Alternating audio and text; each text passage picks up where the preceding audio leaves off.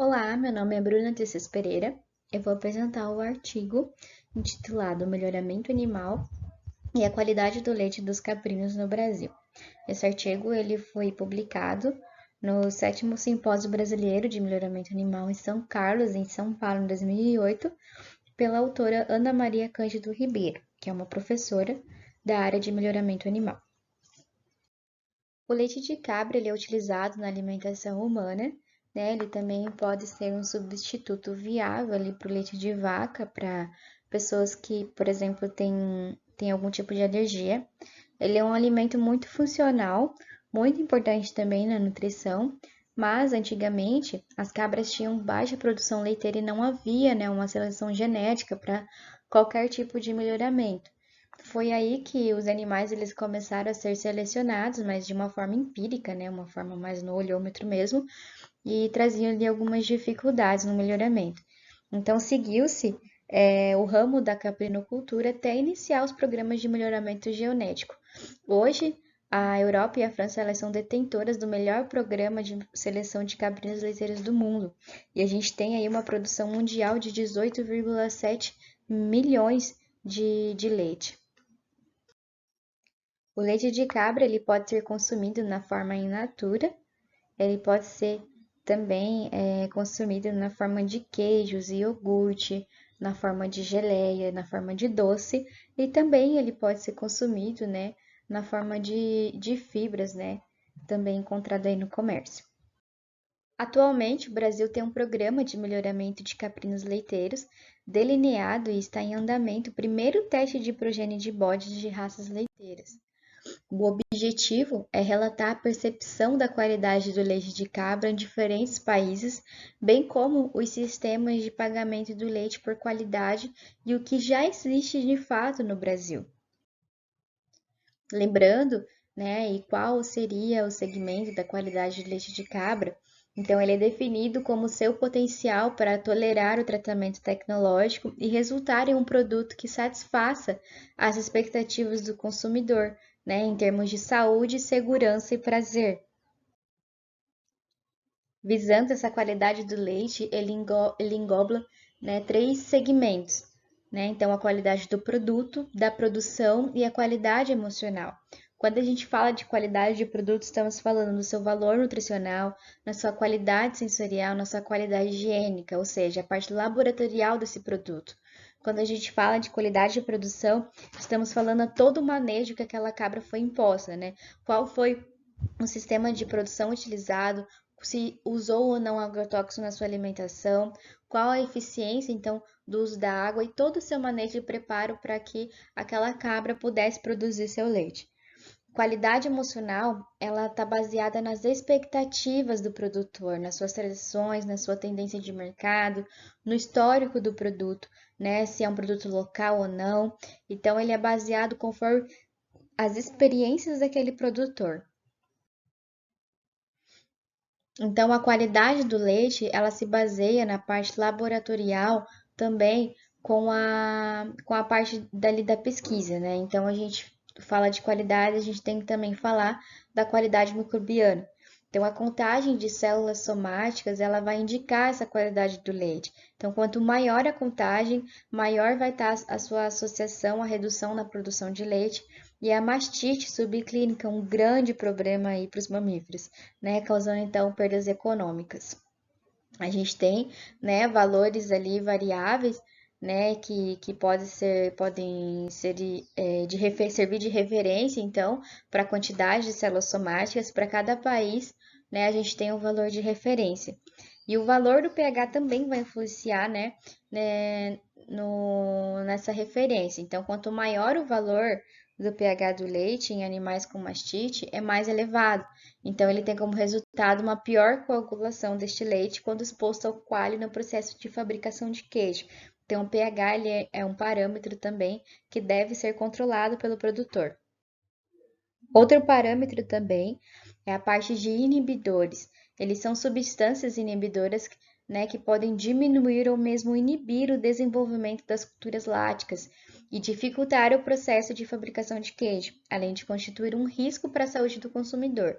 Então, eu como consumidor e você como consumidor também, né, não vai querer adquirir um produto, consumir um produto que tenha um resíduo farmacológico, que tenha, né, antibiótico em geral, substância detergente, desinfetantes e também até água oxigenada.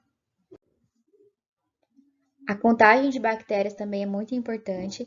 Ela pode ser limitada com a manutenção, né, dos animais em boas condições sanitárias e em práticas higiênicas durante a ordenha, né? A gente tem ali um valor de referência que é recomendar a temperatura de 4 graus após, né, a retirada da glândula mamária desse leite.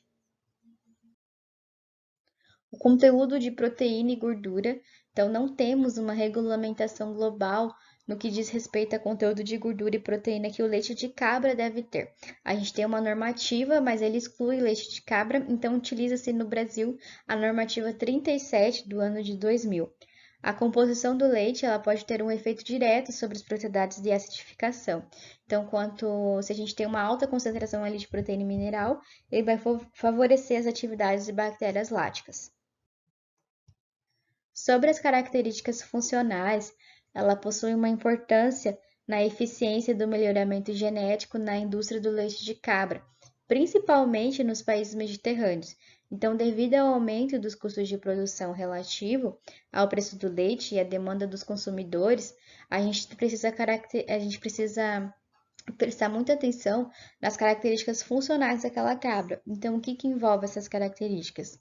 O peso corporal, a ingestão de alimentos, as suas reservas corporais, a sua precocidade sexual, a sazonalidade reprodutiva, ou seja, quais são os meses em que essa cabra vai produzir mais leite ou menos leite, a sua fertilidade, a prolificidade, a habilidade de ordenha, a resistência a doenças, a adaptabilidade e a sua longevidade.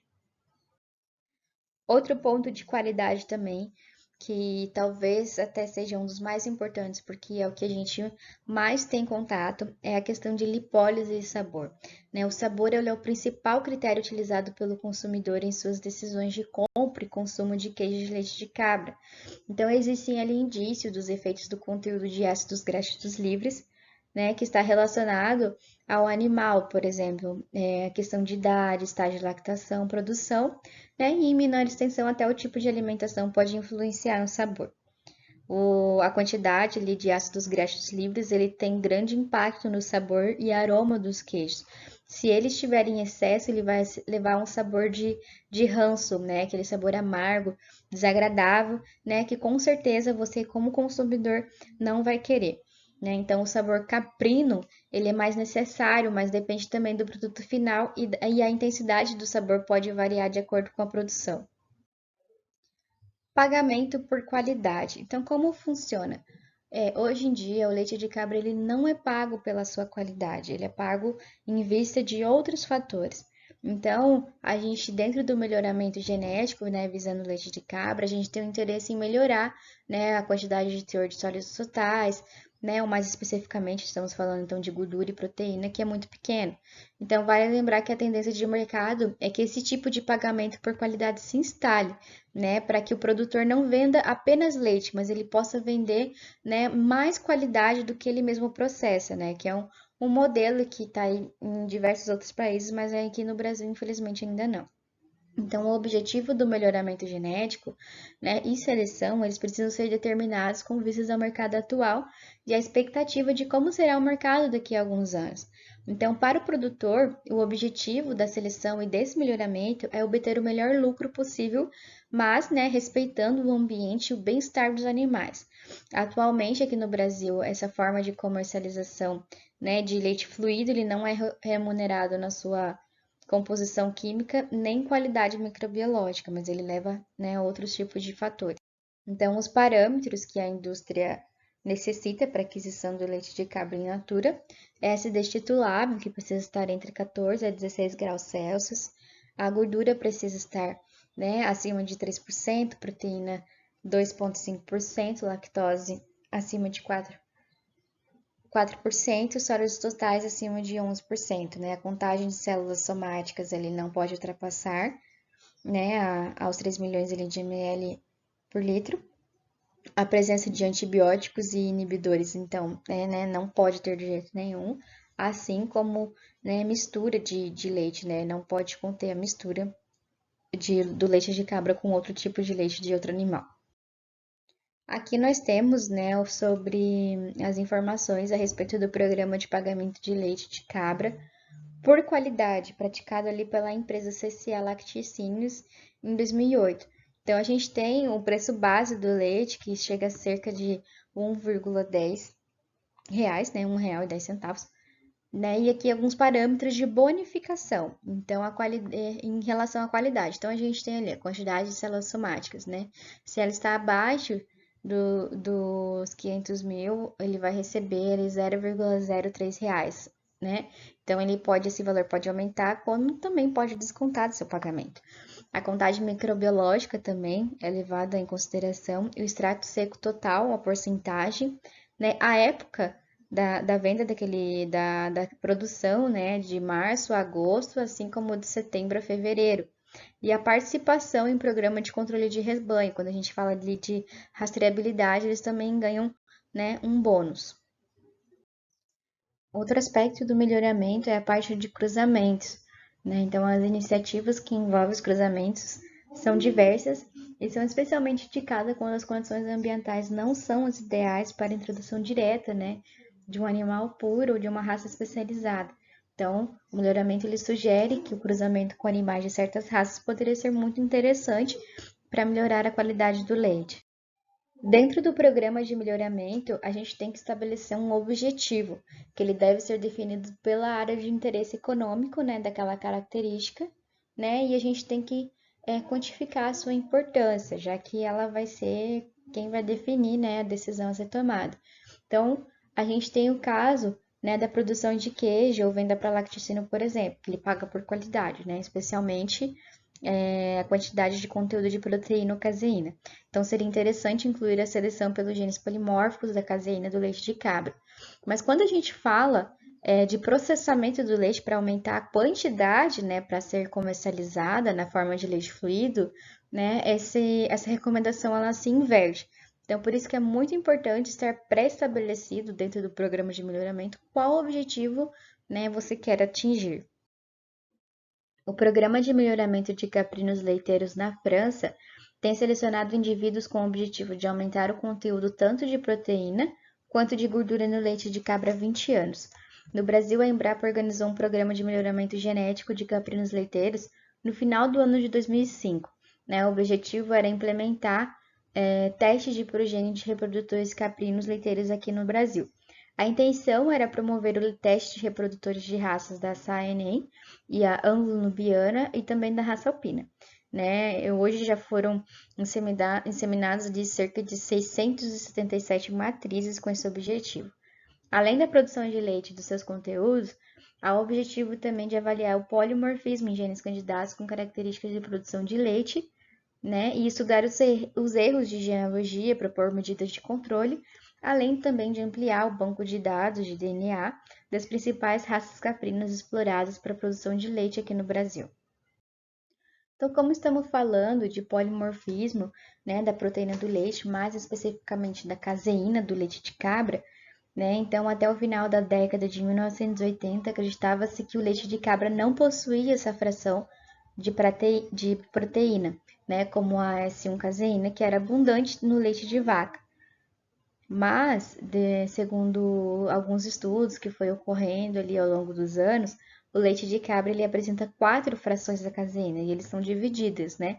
Então a gente tem a S1 caseína, a S2 caseína, a beta caseína e a K caseína, né? Então o genótipo dos indivíduos ele tem sido utilizado na França como critério de seleção bem precocemente, ou seja, assim que aquela cabra nascia, já era submetida ao teste, né? Tanto para macho quanto para fêmea, e também pela utilização de provas específicas de DNA. Então, especificando cada uma delas, nós temos a S1-caseína, né, com o qual o leite de cabra possui altos níveis dessa proteína, apresentando também melhor composição, incluindo sólidos totais, gordura, proteína, caseína, fósforo, menor pH e tempo de coagulação alongado. Então, essas são as características que a S1-caseína vai proporcionar para o leite de cabra.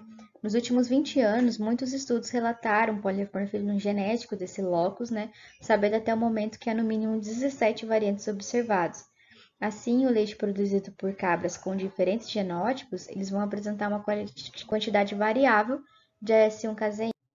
Para a AS2-caseína, há no mínimo 8 alelos identificados no polimorfismo, né? E eles estão associados a 3 níveis de síntese. A quantidade ela foi associada com propriedades alergênicas do leite, né? Onde a gente tem diversos tipos ali de alelos. Para a beta-caseína, né, durante muito tempo ela foi considerada monomórfica, até que foi descoberta a existência de um fenótipo nulo em algumas raças caprinas. Atualmente, a gente tem ali 5 alelos identificados, 3 deles diferem apenas pela substituição de um aminoácido associado ao nível de síntese normais e 2 alelos nulos. Para a K-caseína, temos 16 alelos observados até o momento, dos quais 13 são variantes proteicos e 3 são mutações nulas. O interesse de alguns pesquisadores voltados para essa K-caseína é que ela está localizada na superfície das micelas e tem mostrado seus efeitos nas propriedades tecnológicas do leite de cabra. Então, a adição dos genótipos, né, da K-caseína como um critério adicional pode beneficiar a seleção das propriedades relacionadas à produção de queijos.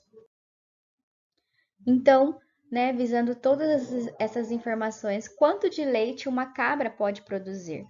Então, a gente tem aqui uma tabela, né, referenciando cabras líderes em produção de leite nos Estados Unidos. Então, a gente tem diversas raças ali, o ano da produção do leite, né? Então, foi uma pesquisa ali desde 1991 até 1982. A gente tem idades ali de 3 anos e 1 mês, 2 anos e 9 meses e vai até 7 anos e 4 meses. A quantidade de vida em dias desse animal também. A produção de leite total, né, indo ali de 2.120 até 3.620, né, quilos de produção de leite total. Produção de leite diária, né, indo de 7 quilos até 11,9 quilos, né, mostrando ali sim bastante produção de leite, visando todas as informações citadas aqui anteriormente, né? E no Brasil, não poderia deixar de citar, a gente tem cabras muito produtivas que estão ali em torneios leiteiros né, em torno de todo o território nacional. Então, a gente tem até os nomes das cabras, né? Em primeiro lugar, a gente tem a Mel, do Capril Mantiqueira, da raça Senem, a sua produção diária de aproximadamente 11,348 quilos, né? Isso foi com base ali no último ano do torneio, que foi realizado em 2005. Então, como consideração final para esse artigo, o objetivo da seleção, né, e do melhoramento de caprinos leiteiros, ele passa e ele visa mais a qualidade do leite, para que você possa servir um leite de qualidade e gerar um derivado de qualidade, né, mas sempre pensando no bem-estar do animal também, né, os benefícios da saúde relacionados a diversos problemas médicos do leite de cabra.